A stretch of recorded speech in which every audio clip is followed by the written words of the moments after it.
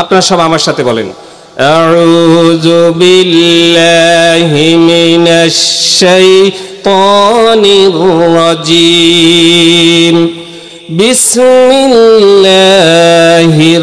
রহমানির রহিম। মিনহা খালাকনাকুম ওয়া ফিহা নুঈদুকুম ওয়া মিনহা নুখরিজুকুম তারাতান উখরা। সাদাকাল্লাহুল আযীম।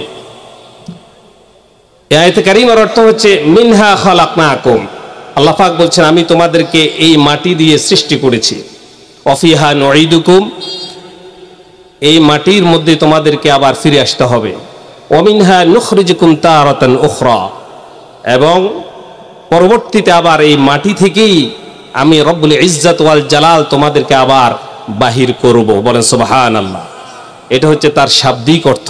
আমার ভাইরা, এই পৃথিবীতে চিরন্তন সত্য এবং সুনিশ্চিত একটা বিষয় আছে, সেটা হচ্ছে মৃত্যু। তো মৃত্যু হবে এটা সকলেই জানে, এটা সুনিশ্চিত। আর অনিশ্চিত হচ্ছে কখন মৃত্যু হবে সেটা কেউ জানে না। আপনারা কি জানেন কখন মৃত্যু হবে? যদি জানতেন 1 ঘন্টা পর আমাদের সবার মরণ হবে, তখন কি করতেন? এখানে কেউ বসে থাকতেন না, প্রত্যেকে নিজের সর্বশেষ যে কাজ সেটা করতেন। সুতরাং আমরা কেউ এই ব্যাপারে আমরা জানি না। এই ব্যাপারে সবচেয়ে যিনি ভালো জানেন তিনি নাম কি? আল্লাহ। এই জন্য মানুষ মরতে হবে, মানুষ মরণশীল। মানুষ যখন মরে যায় মানুষকে তখন কবরে আমরা পৌঁছে দিয়ে থাকি। কবর এটা আরবি একটি শব্দ, এর অর্থ হচ্ছে পর্দা, আড়াল, পার্টিশন।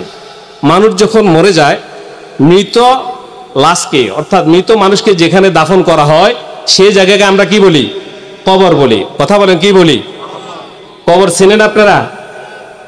আমরা বুঝি মাটির একটা গর্ত করে সেখানে লাশকে দাফন করাকে আমরা কি মনে করি? কবর। আসলে এইটা কবর না। কবর শুধু এটাকে বলে না, কবরের আরেকটা অর্থ আছে, বড় একটা সংজ্ঞা আছে। যদি মনে করেন মাটির গর্তটাই শুধু কবর হয়, তাহলে যে লোকটি সাগরে মারা গিয়েছে, যে লোকটি মহাসমুদ্রের পানির মধ্যে মরে গিয়েছে, যার লাশ মাছে খেয়ে নিঃশেষ করে ফেলছে, তার কবর কই? যে লোকটি প্লেনের মধ্যে আকাশে দুর্ঘটনায় মারা গিয়েছে, তার লাশ কোথায় পড়ছে কেউ জানে না। যে লোকটার লাশ বনের মধ্যে বাঘে খেয়ে ফেলছে, তার কবর কই?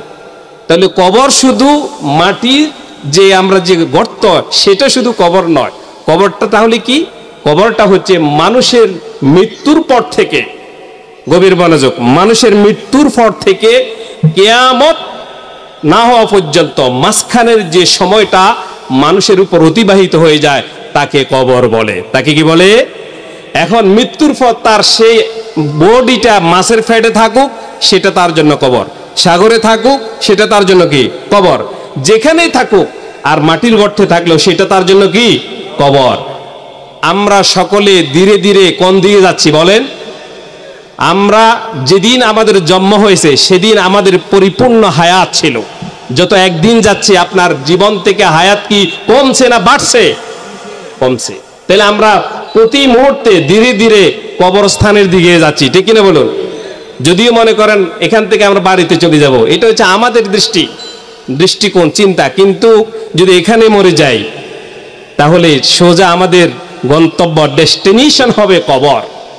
আমার বন্ধুগণ, এই কবর সম্পর্কে অত্র আয়াতের সাথে সামঞ্জস্য আছে বিধায় এই কবর সম্পর্কে আমি আপনাদের সামনে কথা বলবো ইনশাআল্লাহ।